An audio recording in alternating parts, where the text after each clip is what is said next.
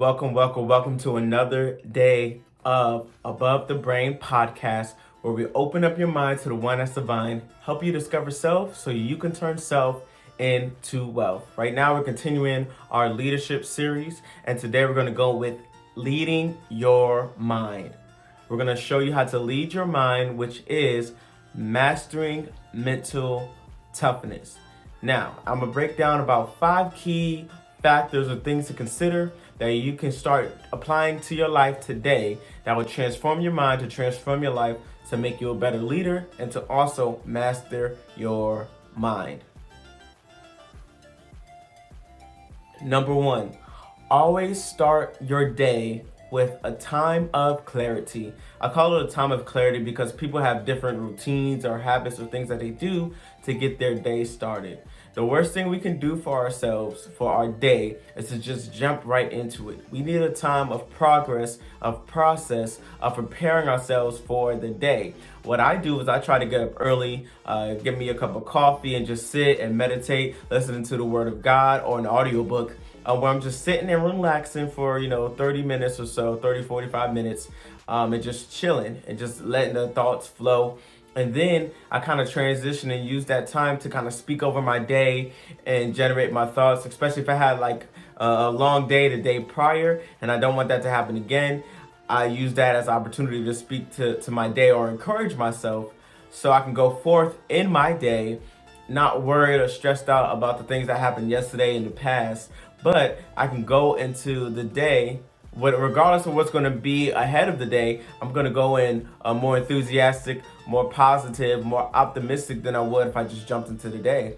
And studies show that people that wake up earlier have a better routine, a better outlook on their day than those that just wake up and get into the day. You can try this for just 1 week. I'll tell you, you will change your whole life if you try for just 1 week.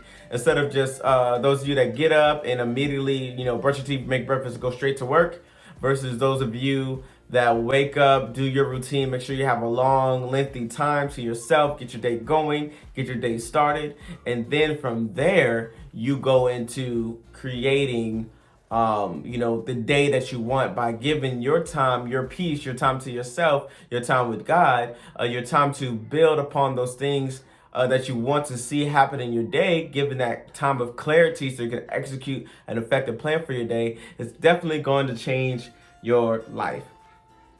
My next tip is going to be proactive instead of reactive.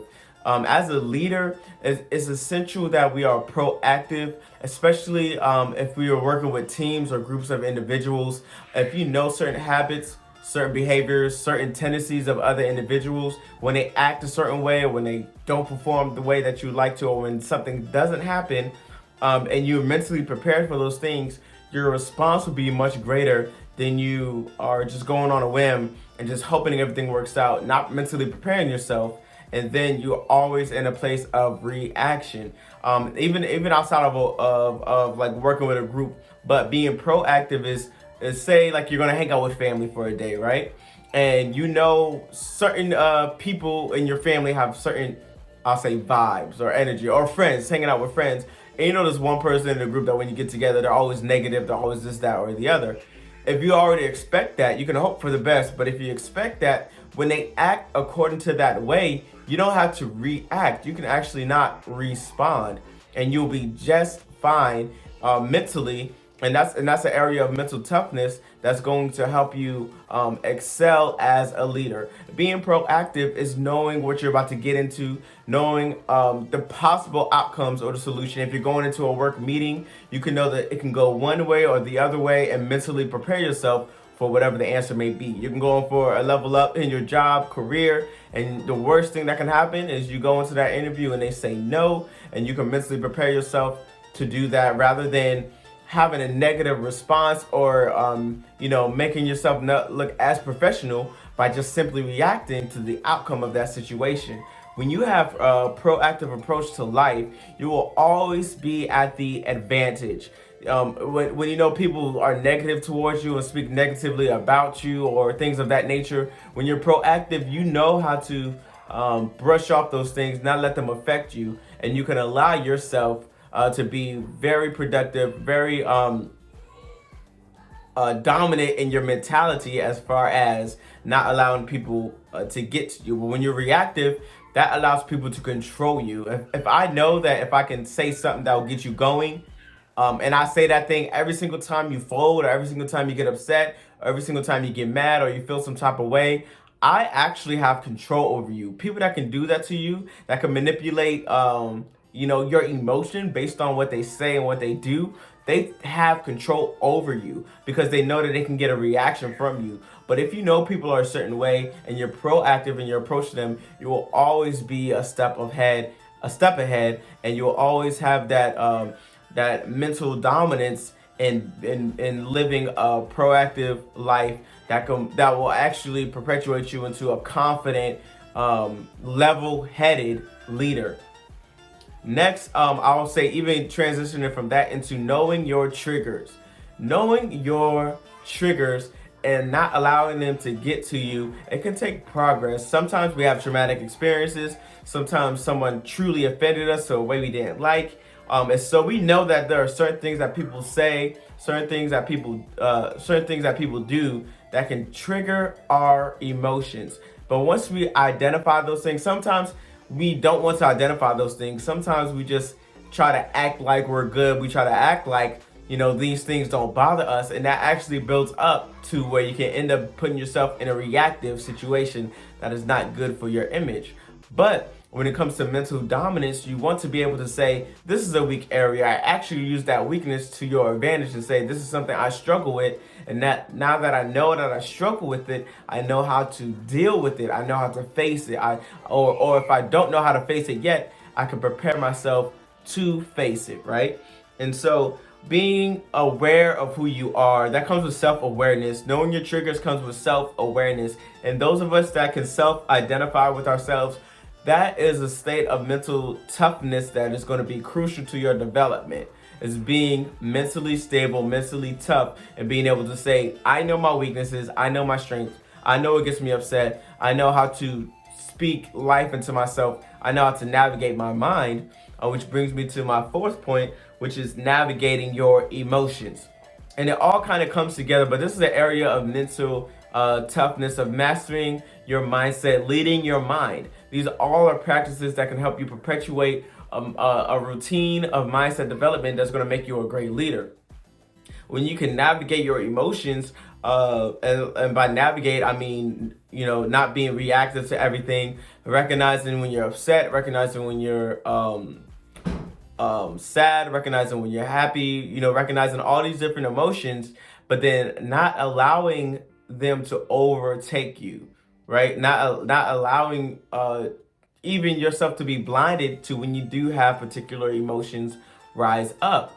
A lot of sicknesses and a lot of diseases, you can go Google this, where they're tied to certain emotions. They're tied to certain if you're constantly in a place of anger, there's certain things that it affects your body in a negative way.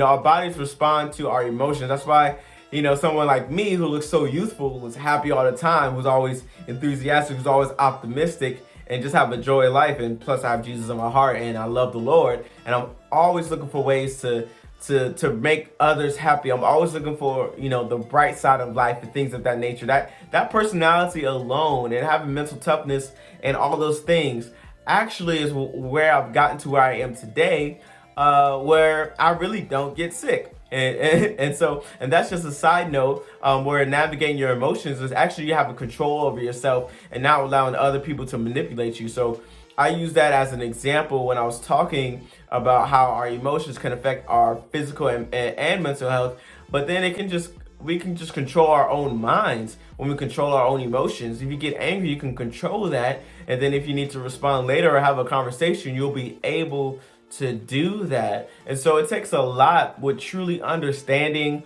how to control our emotions. But if you can control your emotions, you will have such an advantage in your life that no one can manipulate or control you. If you want to step up as a leader, you have to show dominance and confidence in the sense that you won't be easily persuaded. You'll be willing to engage and interact with others, but just because someone disagrees with you, or just because someone says something negative about you, or just because someone, really tries to disrespect you or belittle you, you won't let it affect you. That comes to mental toughness. That comes to controlling our emotions. That comes to being proactive over reactive. And those different traits that we can practice on a daily basis, taking a little breath before you respond, thinking before you speak. These little things that we practice over and over time will really help us to strengthen our mindset, and really master our mentality. And last, I want to end with stop self-sabotaging. So I said all that to kind of conclude to this point is a lot of us have self-sabotaging tendencies. And with that, you have to get out of your comfort zone. Stop self-sabotaging and get out of your comfort zone. When things get hard, a lot of us revert back to our comfort zone, and we're in this cycle of making progress, falling short, and then going back. Making progress, falling short, and then going back, instead of making progress, learning from our mistakes, and again going forward and making more progress. And then every step along the way, we're growing and developing. But sometimes we're our biggest critics.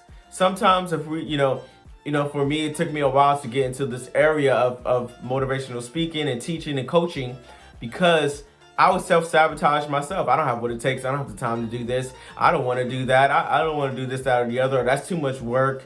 I really don't know what I'm talking about, this, that, and the other. And we do these things to ourselves. We speak these things to ourselves, and we stop ourselves from progressing.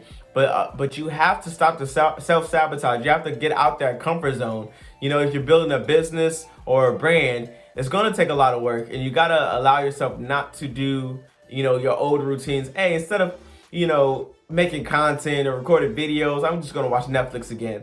Things like that. Like you have to stop the self-sabotage. I'm not going to do it anyway because I know I'm going to fail, so why even try, right? If I'm just going to fail anyway, why should I even do it? We self-sabotage ourselves. Our comfort zone. You see that in your relationships. We go back to the comfort zone. We go back to what we know. A lot of people are stuck in a cycle of bad relationships because they always go back to what they know instead of trying something new that scares them.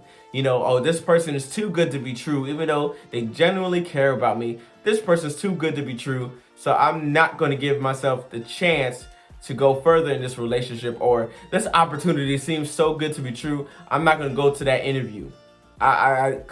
Because I don't think I'm worthy of this job. I don't think I'm worthy of this relationship. I don't think I'm worthy of this experience. So I'm just going to go ahead and self-sabotage, stop myself from going forward and making progress, and seeing myself in that area, because I'm comfortable here.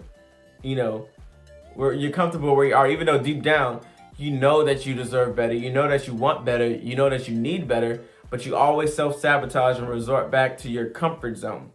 I want to encourage you guys that if wherever your comfort zone is, break that. Do not go to that comfort zone by any means. Set a goal of what you want to do, how I'm going to excel as a person of a great leading caliber, someone that can stand out and lead others and be confident in that area without going back to a self-sabotaging state. We cannot resort back to, and that's the worst part. Being around people that know where we came from, that can't see where we're going. And so that's also a self-sabotaging thing, a comfort zone thing, is being around people that don't see the vision that God has for you, or don't see your desire to excel in certain areas because it's comfortable where you are. You're used to that. You're used to that surroundings. You're used to those people. You're used to all those things that it's scary to take that leap of faith, step out into what God has for you, step out into that great thing. And so sometimes that can be scary, that better relationship. Sometimes that can be scary. And so we just self-sabotage and avoid going forth. It's the fear. It's the fear of success. A lot of people fear success actually because they don't really see themselves, or they don't think they deserve that success, right? And so they automatically self-sabotage. But I want to encourage you guys that we have to stop that. Break out your comfort zone and let's master our minds. Let's master our skill set building with these podcasts here. I want to encourage you guys to keep listening. Go back and listen to the other ones. Listen to them over and over again. And you're going to dominate your industry, your relationship with everything else. And dominate, I don't mean like have control. I mean be confident. Not dominate in a sense of, I have control over people in my surroundings, but you're just confident and able to execute, right? And so I was super excited to do this episode with you guys. And I hope you guys hit that like button if you're on YouTube. Hit that subscribe button if you're listening to the podcast on everywhere the podcasts are played. And as always, be encouraged, be blessed, be inspired, and go and be a great leader.